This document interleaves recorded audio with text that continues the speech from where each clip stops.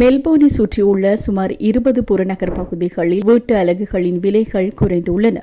இதுபற்றிய தகவல்கள் ப்ராப்ட்ராக்கின் புறநகர் தரவு அறிக்கையில் இருந்து தெரியவந்துள்ளதாக கூறப்படுகிறது. இந்த ஆய்வு ஆஸ்திரேலியாவின் அரை நகர்ப்புற பகுதிகளில் சொத்து தேவைக்கும் விநியோகத்திற்கும் இடையிலான விகிதத்தை ஆய்வு செய்தது. அதன்படி மென்டோனில் வீட்டு விலைகள் $6,07,500 பதிவாகியுள்ளன. தெற்கு யாராவில் ஒரு வீட்டு அலகின் விலை $5,50,000 என்றும் கூறப்பட்டுள்ளது.